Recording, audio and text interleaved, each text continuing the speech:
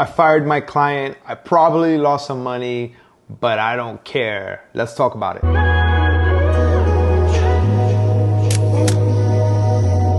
Hey guys, it's Ray Alvarez, Shoot with Ray, and in this video, we're gonna talk about how I fired one of my clients. Story time. Let me start off by saying that as an entrepreneur, someone who has his own business, I'm self-employed, I freaking love it, and you should love it too. I don't work a 9 to 5. I do this full time. I'm a real photographer. You know, I started off saying I'm an educator, and I am to a degree, but I don't have a degree for education. I'm not a teacher. I don't have the patience of a teacher. So I consider myself more of a mentor, a coach, if you will. So with that being said, I am mentoring you guys to learning about photography, learning about lighting, and on this channel, I'm sharing real life experiences, real life stories, real life photo shoots, both paying clients, models, and fun creative shoots. And that's why I love doing what I do, and I love teaching it because it's real. I'm not a photographer who has given up photography and now I'm just focused on selling courses and selling you this and that. No. If you join my mentorship program, I'm going to be there with you one-on-one every step of the way. And I'm going to give you real life advice and information to help you level up your business. And if you're not part of that membership, that's completely fine. On this channel, for free, you're going to find things that have worked for me that could potentially work for you. I'm not a Mr. Know-it-all. None of the information I'm providing is the best way or the worst way. It is the way that has worked for me. Please keep that in mind. I've seen plenty of people leave me some comments, oh, shadows this, that's not the way this is. I don't care. I'm providing the information that has worked for me, and I'm sharing it with you for free, and in hopes that you can take that information and succeed with it. I do this full time. I pay my bills. Let that just be a reminder as to whether I'm doing it the wrong way or the right way. But anyways, doing this full time, I get to experience people of all walks in life. I don't work a 9 to 5. I don't have to do the customer is always right. There have been times I've messed up. I'll be honest. I'll say that. I'm not perfect. You know, there's times I've had to put out fires or, you know, work customer relations to make sure that a customer is happy, because we're not perfect. You know, we make mistakes and we try our best to make them right. So this isn't about me making a mistake. Actually, I'm in the right. The business owner is right. The customer is wrong. And this is where the story starts. So let's rewind to sometime in late 2023. Like I'm talking about December 2023. I received a lead from someone interested in booking me for their wedding. Let's call this person Jane Doe. And this Jane, her wedding was in 2025, which is this year. So she's had some time, you know, about, let's just say a year and a month away, or let's just say a year, for January 2025. And they inquired, and my process is usually very simple. They fill out a form on my website. It goes into my lead magnet. There's a lot of automation that happens there. Maybe I should make a video on that. They go ahead, get an email from me, which leads them to their packages portal where they will see not only my information, my process, my workflow, but the packages for photo and video. They get to review it. They have a few options. They can then schedule a phone call with me, which I highly recommend. They can text me, or they can even book me right then and there. And trust me, I would say like 45% of the time it happens where these people already know who I am. They've seen my work. They've seen all the information on my website and the packages portal, and they book me right away. And I freaking love when that happens. So if that happens to you too, drop a comment below. Let me know if it happens to you too. It is such an exciting feeling to receive that. But to continue with the story, so she gets the packages, and now as wedding photographers, or even as regular photographers, we all know what it feels like to be ghosted.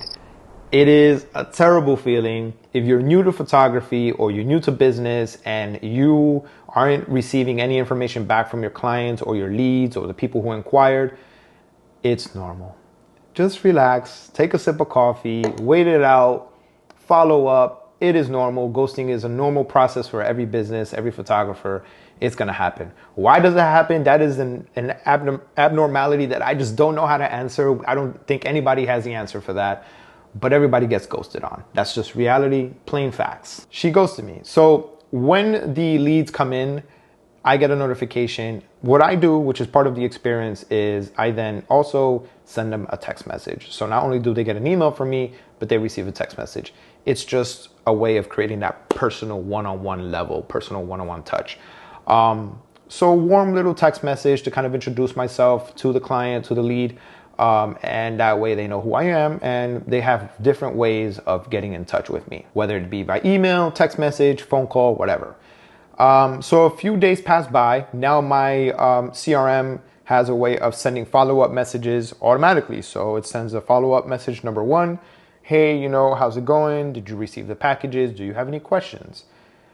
Few days pass by. Follow-up message number 2, automated. Hey, how's it going? Haven't heard from you. Just wanted to make sure that our email did not end up in a junk or spam folder. Let us know. Send us a reply. Of course, it's worded differently, much nicer, but just to give you guys an idea. By the way, I want to shout out Sprout Studio. They are not paying me for this. They are not a sponsor, but Sprout Studio is what I use as my CRM for my wedding photography business. I'm going to include a referral link down in the description. In case you're interested in trying it out, check them out, give them a shot. Again, this is not sponsored in any way, but if you're interested, they will give me some kickbacks if you use my referral link. Now, going back to the story, a few more days pass. It's been about 2 weeks now. She's received a few follow-up messages. Now, the cool thing about my CRM is that it lets me know when the lead opens up the emails, so I know if she's read them or not. And I love it when a client says, I didn't get your message or I didn't get your email, and I'm looking at him like, yes, you did. You've opened it. So anyways, now we've gone into January 2024, and I'm following up. So she ghosts me. I think about literally like end of January, she wasn't replying to my messages. She wasn't replying to my emails, and that's okay. You have to continue to follow up. Keep your name in their minds constantly, so that way they don't forget you. So that way when it comes to the time that they're ready to book somebody, you're the first person that pops up into their head.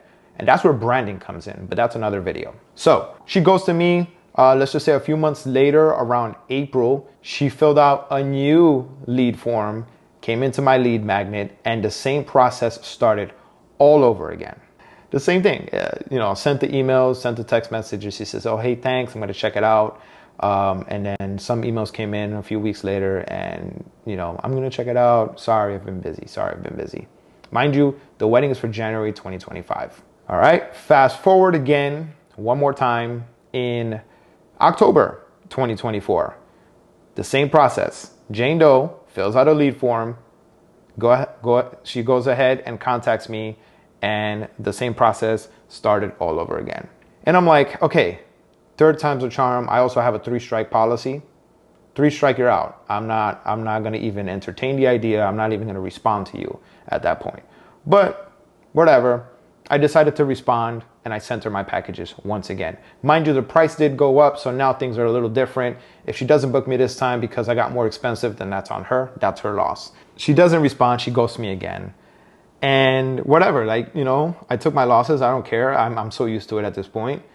And I didn't really lose anything. If she didn't hire me, she didn't hire me. There's other people who are willing to take her date, and, it's normal. But here's the kicker. I have certain relationships with certain venues in the area, and it turns out that when someone books these venues, I receive a sheet, and the sheet includes information of the people who booked it, and those are some of the perks that I get with these venues. So I find her name in one of these venues, and I'm like, oh, hey, I should reach out to her, but I didn't. I saw it, I'm like, that makes sense. However, the date was now for November 2025, new date. So I guess she changed her plans, which is understandable. Something happened. I don't know what happened, but something happened. So about a few days later, after seeing her name on this list, guys, you guessed it, I received one more lead from Jane Doe.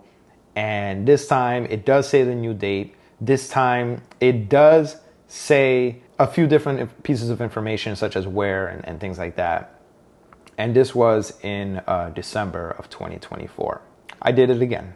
I responded to it. I sent my information, and I was like, you know what? Let's just do it. The whole process started all over again, and eventually she sort of ghosts me a little bit, not too much, but this time she responds to my email, and she says, let's schedule a phone call. This was around end of December 2024. Now we're in January 2025. She schedules the phone call for about a week later, so sometime mid-January. And it is the day for the phone call. It is in the evening. I'm home. I'm just getting home. And instead of spending time with my family or them, I say, you know what? Let me prioritize this call. Let me go ahead and get set up for it. And I do. I get all my stuff set up, ready for the phone call. Come 6 p.m., call the number. She doesn't pick up. I text, hey, I'm ready for the phone call. Do you have time? Is it still a good time for you today? Nothing. Send an email. I wait 10 minutes. I cancel the email. I go to my CRM. I cancel the phone call. I send her a cancellation notice, say no show. And then I get a message the next morning. She says, hey, sorry, I was sick, which is why I didn't pick up. Couldn't you text back and say you were sick or something happened that you had to reschedule? Couldn't you email me back? Couldn't you text me earlier that day? Couldn't you call me back? Something, right? Something could have done. You could have communicated and said, hey, look, I can't take the call. I can't do the call. But no.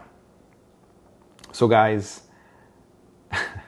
and now some of you may be thinking that she's just playing games, which I thought so too, but this is a real lead. This is a real person.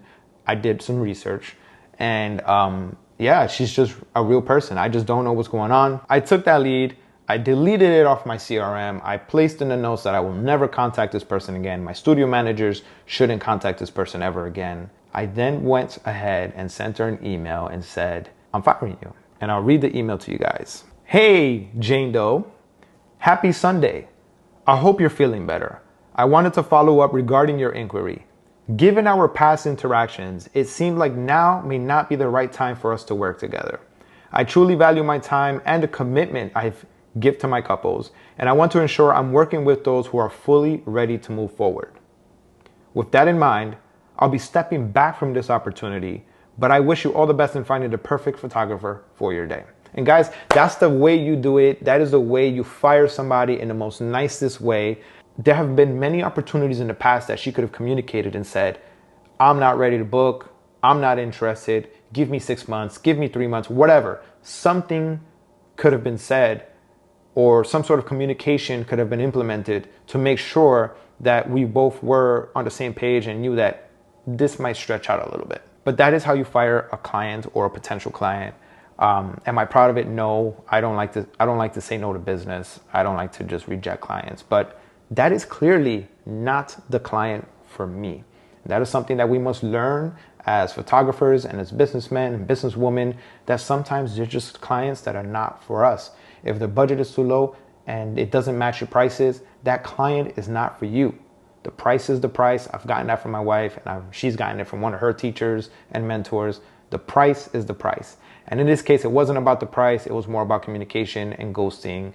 And this is where I come to tell you guys that just because someone is ghosting you, it doesn't mean it's necessarily bad. It doesn't mean that you've done something bad. It doesn't mean that your work is garbage. It doesn't mean any of that. Some people are just too busy. Some people just don't care to reply. Some people just don't put two and two together and say, let me communicate this with this person. There's plenty of people who are very nice and would tell you in an email in a nice way, hey, unfortunately, you're out of budget, or unfortunately, we're no longer interested in seeking this route with you, whatever. But everybody's different. I hope you guys enjoyed my story, and I have way more videos coming out for you guys. If you're new to the channel, hit that subscribe button, tap the bell so you get notified every time I drop a new video. Consider joining the channel membership, supporting coffee, or a mentorship. Let me know if you have any questions. I would appreciate a comment. Drop it below. I'll see you in the next one. Thanks for watching.